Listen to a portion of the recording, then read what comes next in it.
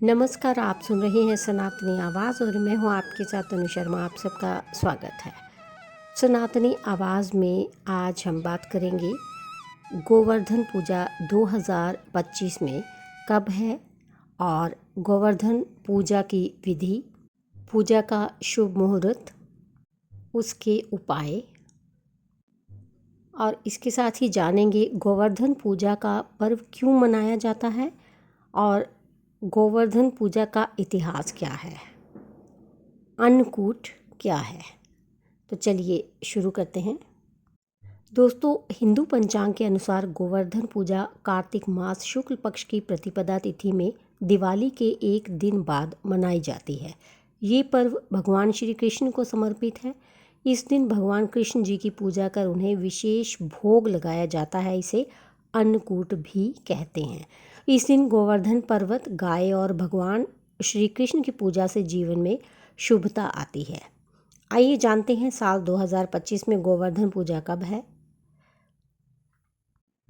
साल 2025 में गोवर्धन पूजा का पर्व 22 अक्टूबर बुधवार को मनाया जाएगा।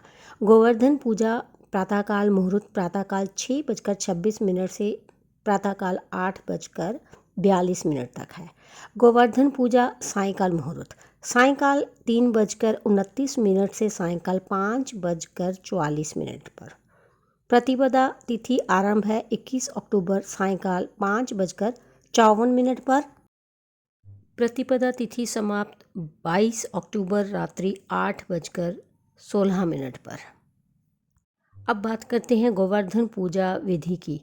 शास्त्रों के अनुसार गोवर्धन पूजा के दिन प्रातः स्नान के बाद भगवान का ध्यान करते हुए पूजा के लिए गाय के गोबर से गोवर्धन पर्वत बना लें और इसे फूल, पत्तियों व टहनियों से सजाकर इसके मध्य में भगवान श्री कृष्ण की प्रतिमा रखें और दीप प्रज्वलित करें।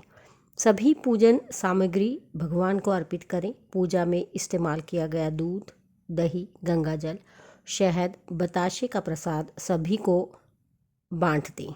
अंत में गोवर्धन पर्वत की 7 परिक्रमा लगानी चाहिए। दोस्तों, गोवर्धन पूजा उपाय। आज के दिन भगवान श्री कृष्ण की पूजा से जीवन में सुख समृद्धि बढ़ती है। शास्त्रों के अनुसार गोवर्धन पूजा के दिन गाय की सेवा करना शुभ होता है।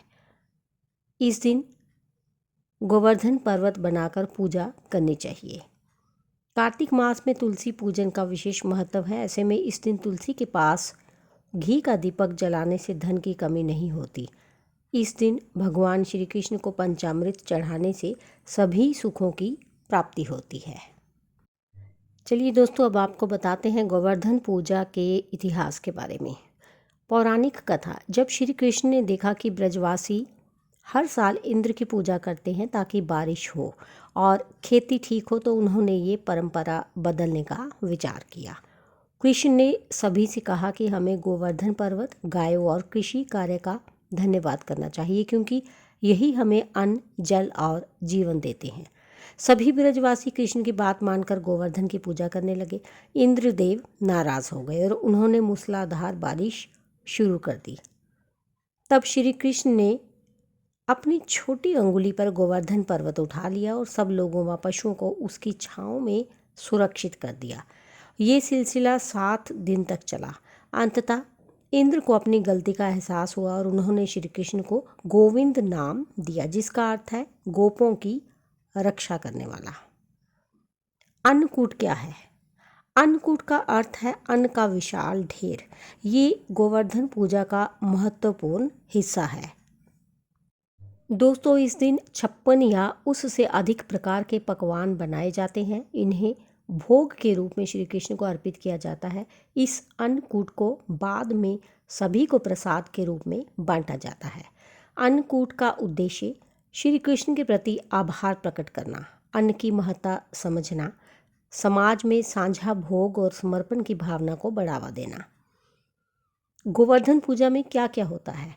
गोवर्धन पर्वत की प्रतीक रूप से आकृति बनाई जाती है, कभी गोबर से, कभी मिट्टी से। उसे फूलों, दीपों और मिठाइयों से सजाया जाता है। लोग गोवर्धन की परिक्रमा करते हैं। गायों को नहलाया जाता है, उन्हें सजाया जाता है और उनकी पूजा की जाती है। और अन्नकूट भोग तैयार कर श्री कृष्ण को अर्पित किया जाता है। गोवर्धन पूजा का महत्व है कि ये पर्व प्रकृति के प्रति आभार का प्रतीक है। ये हमें गौ सेवा, पर्यावरण संरक्षण और सामूहिकता का संदेश देता है। ये दर्शाता है कि ईश्वर उन्हीं की मदद करता है जो सच्चाई और धर्म के साथ होते हैं।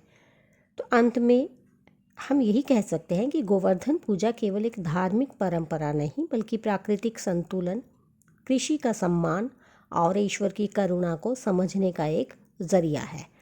भगवान श्री कृष्ण ने इस पूजा के माध्यम से हमें सिखाया कि अहंकार नहीं, कर्तव्य और विनम्रता से ही सच्चा धर्म निभाया जा सकता है। तो इसके साथ ही मुझे दीजिए अनुमति, फिर मिलती हूँ। धन्यवाद।